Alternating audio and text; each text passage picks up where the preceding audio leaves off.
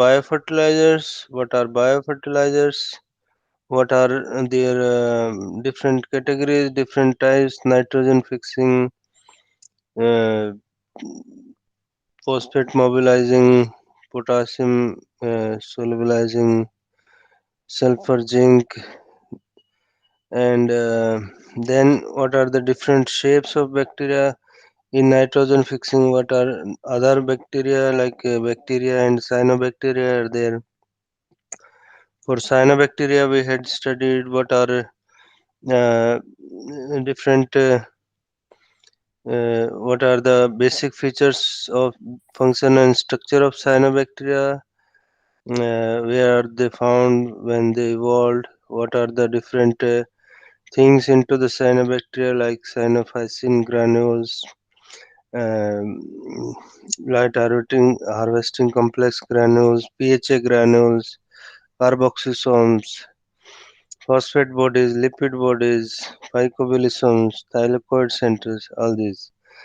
And then we studied the different pigments in the cyanobacteria, their the chlorophyll, xanthophyll, carotenes, C-phycoerythrin, C-phycocyanin,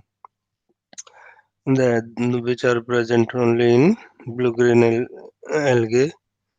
Then categorization of this cyanobacteria in four uh, orders, that is chlorococales, nostochales, oscillatories, then stegonomales. Then most efficient nitrogen fixing cyanobacteria. So these were Alloceria, Stegonema, Frank, Tolipothrix, Nostoc, Enbrina, and Calothrix. Then they are not. Then we studied they are not as efficient as bacteria.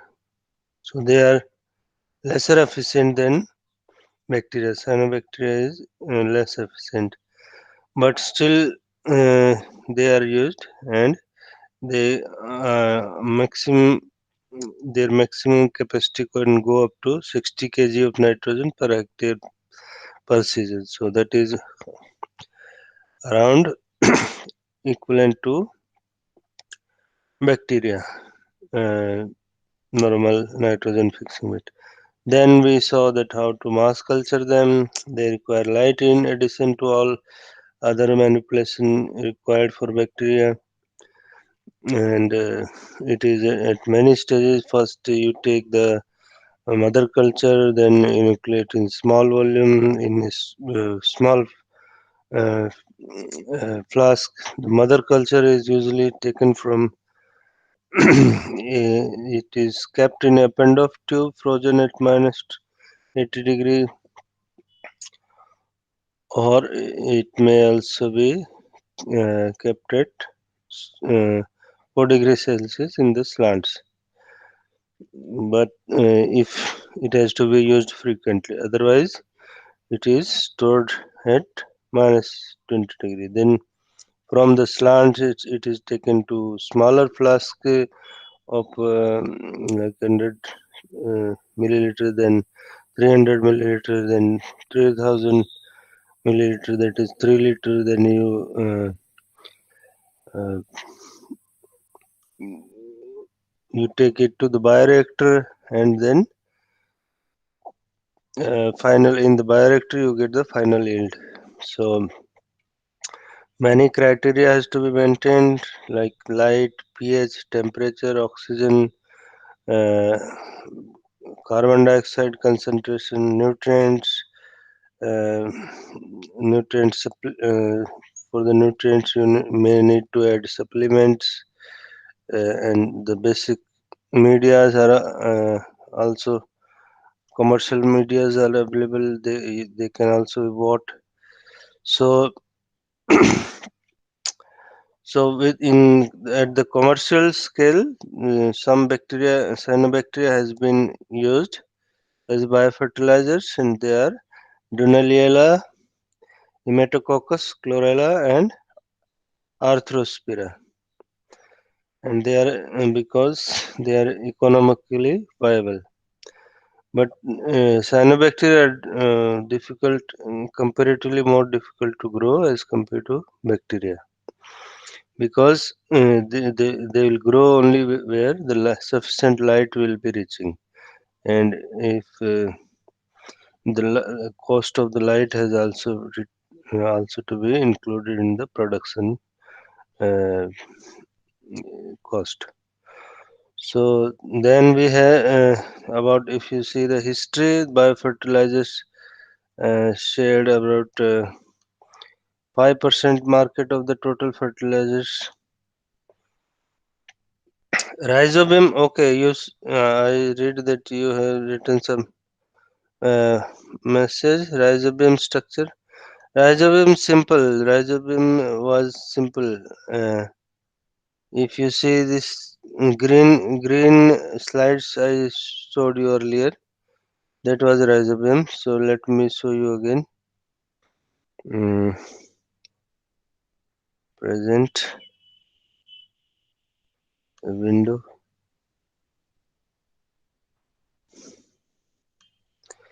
So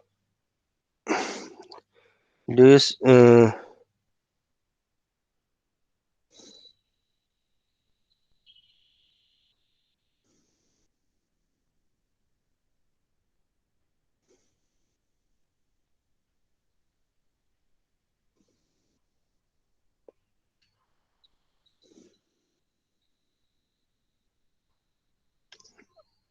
I think it has not come yet, but I have shared this rhizobium slide. Share.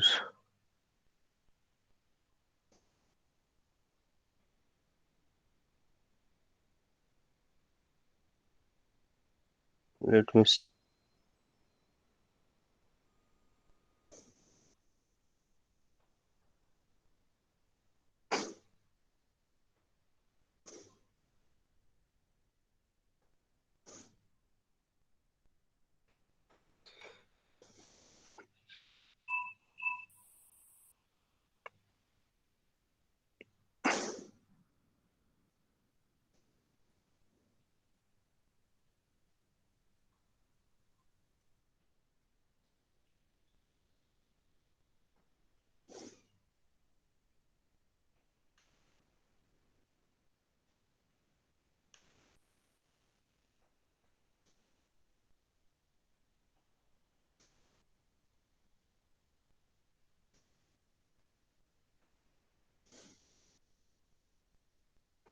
So now I think now you will see that yes. Yeah. Do you see now that rhizobium slide is there? So this is rhizobium slide, structure of rhizobium. This shows a root, and these are nodules into the root rhizobium bacteria. So and this is another picture of rhizobium into these root nodules. Then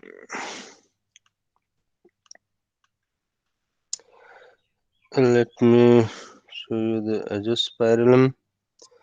So azospirillum is long rod similar to this rhizobium rod shaped, but they have flagella. Maybe usually one flagella or sometime one long flagella and small flagella uh, all around the surface. Not flagella, this small cilia. So by like they can attach by this flagella to the surface, or they can also attach to through this oral flagella at one end or throughout the surface. So uh, they may attach through flagellin of the polar flagellum, or they may irreversibly anchor in the extracellular polysaccharides the on the root surface. A. Bracillans, Azospirillum bracillans cells attach have one flagella, so they attach through this one polar flagellum.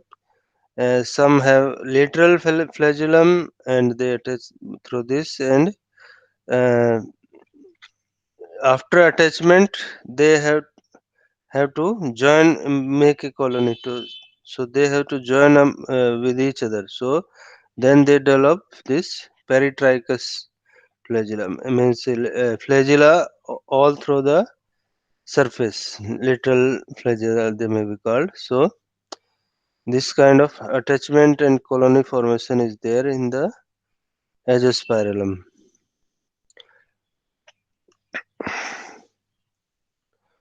Now, okay, I was telling about diazotrophs. So, what are diazotrophs? If you see this slide, diazotrophs are nitrogen fixing bacteria which change nitrogen into other forms, uh, mostly ammonia. So, uh, rhizobium, uh, uh, Frankia, and azospirillum are examples of diazotrophs. So, how do they do so? They will they, they will first take up the nitrogen. The nitrogenase enzyme will break that bond in the nitrogen. Then it will take hydrogen from this glutamate, and that will be converted into glutamate will be converted into glutamine, and hydrogen will be transferred to nitrogen to make ammonia. So this ammonia is further, then it is taken up by roots. Sorry, I'm telling about fixation in the diazotrophs, that is they have special cells called heterocyst where nitrogen is fixed. So in heterocyst, how nitrogen is fixed? So this is what I was telling. So ammonia is formed. That ammonia is transferred to the vegetative cells. Means heterocysts are like big yellow kind of cells. They do not have chlorophyll, so they are interspersed among the cells like a filamentous uh, mm, uh, a filament of bacteria is there. So among them, there like at some species there will be these special cells called heterocyst, and they fix the nitrogen, and they convert nitrogen into ammonia. So that ammonia is transferred to the adjacent vegetative cells, and there they are again uh, taken up by this glutamine, and glutamine they had from uh, glutamine and alpha ketoglutarate glutamate, and glutamate is formed, and that is further metabolized to make another other nitrogen containing compounds which are transported to the other parts of this other cells of the bacteria. So this is how diazotrophs fix the nitrogen. So important topic that I was going to tell about today was bioreactors. So there are different kind of bacteria. I will also show you this pseudomonas as a spirillum uh, things. But let me first finish this topic which was remaining in biofertilizer. Bioreactors. So there are four kinds of bioreactors: stirred tank bioreactor, airflow bioreactor, then rocker bioreactor, and last is this fixed bed bioreactor. So if you see this is the image of a basic bioreactor. The, there is one bioreactor, as you already know, are to mass produce these bacteria, they may be from 15 ml to 2000 liters or even bigger, and they, depending on the requirement of the multiplication of bacteria, they may be of very sophisticated level or simple levels. In simple level, you may just have this oxygen inlet and this stirring only, and pH control. But in other sophisticated instruments, the impeller positions are at, can be adjusted at different places, or it is uh, depending on which kind of bacteria has to be multiplied.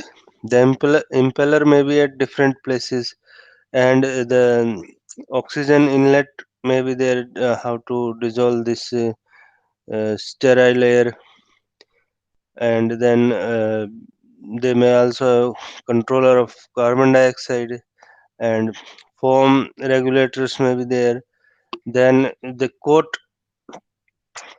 of this uh, bioreactor is mostly steel tanks, so they have double coating, and foam is there inside the two coats to insulate, make the wall insulating. So and in this the layer of uh, in the outer layer of this bioreactor, there are pipes through which the cold or hot water is flowed flown, so that the temperature of bioreactor can be maintained. So and then sample valve is there to check the sample in between. Pressure gauge is there. Pressure monitor is there. Then and finally, outlet is there to take out the uh, all the broth after the reaction is over. Means the bacteria has grown fully. So this is one figure. This you see the motor for rotating the shaft. Foam breaker is there. Flat blades are there. Flat bladed impeller. Culture broth. Culture means this will be kept here. In, then steam for sterilization. So after the bioreactor, if it is closed, then you cannot open and uh, uh, then you cannot open and clean it. So for cleaning of bioreactor, there is one pipe is there through which you can put detergent, etc., and hot water or steam. Steam is also a, after like cleaning, you have to sterilize the bioreactor from inside. So a steam inlet is there for doing that. At high temperature and high pressure, steam is introduced that will kill all the microbes inside the bioreactor from the previous reaction. And the air sparger is usually there in the bottom, so that will maintain the requirement of air.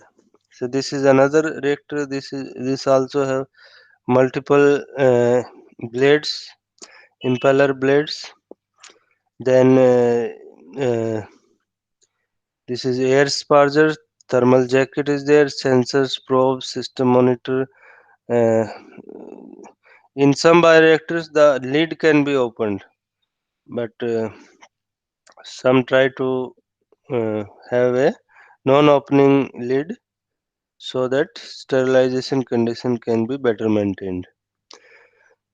Uh, so these are different kind of bioreactors. The working level is used. It cannot be filled up to the top. Usually, some portion has to be left open, and the impeller is. So you saw that in other bioreactors, impellers are there from bottom up to top, but here in some bioreactors, the impellers are only at the bottom, and the shape of these impellers, the shape of blades is also different, and it varies with the microorganism to be grown. So all the because this once this is made, this highly changes the efficiency. So there are a lot of research into the design of these blades and where the blades should be kept. So because even a slight change or improvement in efficiency will result into a lot of gain, because lot of pharmaceutical industries also use um, these bioreactors. So this is one thing. Rhizobium diazotroph is a common term like nitrogen fixing, mostly fixing in the form of ammonia. So diazotroph is a common term, and one part, um, one example of diazotrophs is rhizobium. So uh, rhizobium is a uh, type of diazotroph.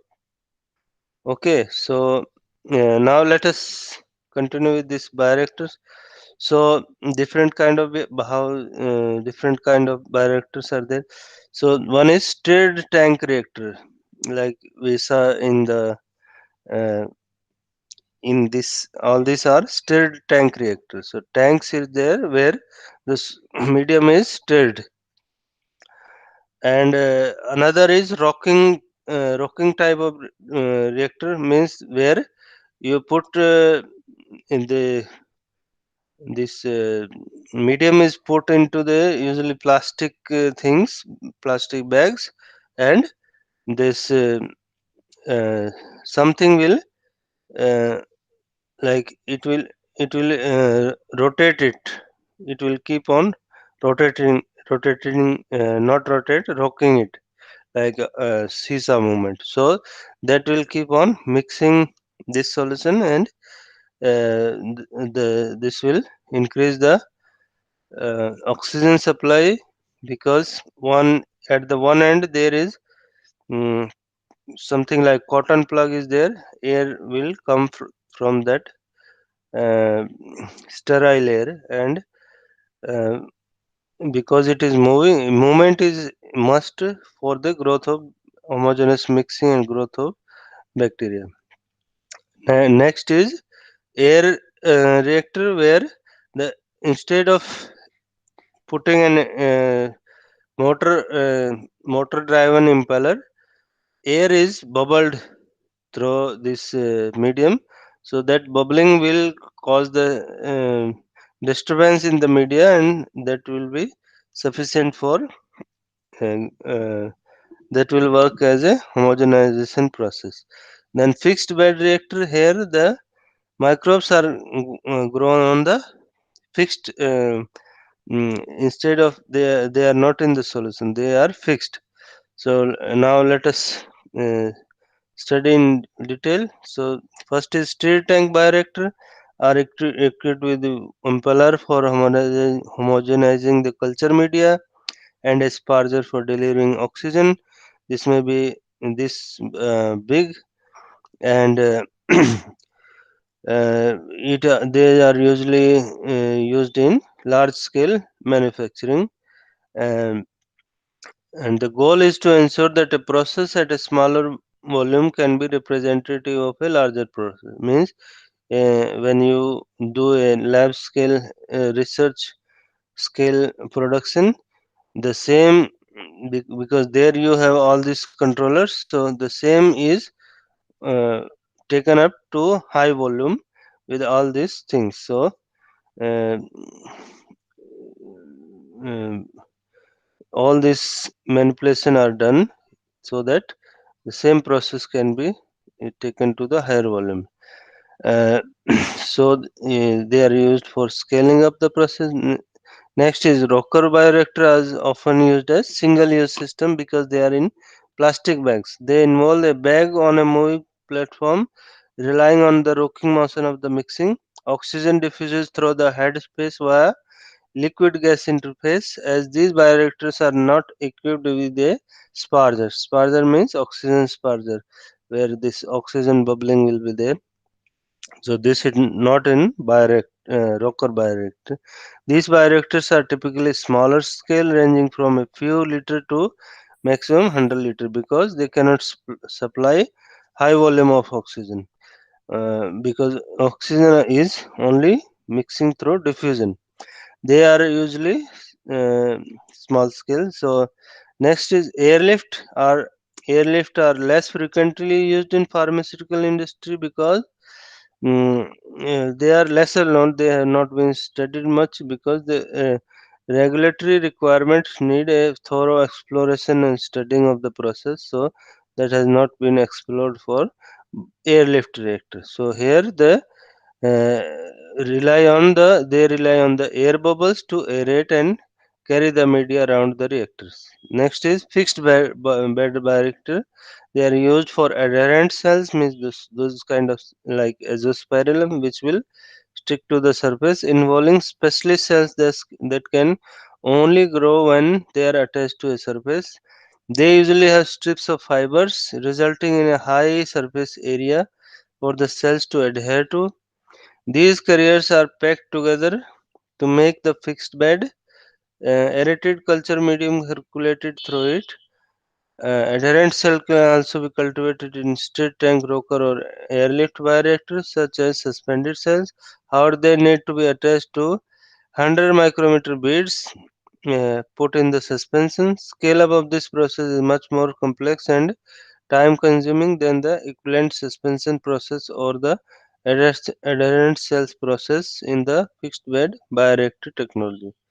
So earlier they used to do this for those growing those bacteria which need sticking for growth. They used to put fiber and by various means they tried to increase the surface area. But nowadays, instead of that, which will result in a smaller increase, you just put the beads.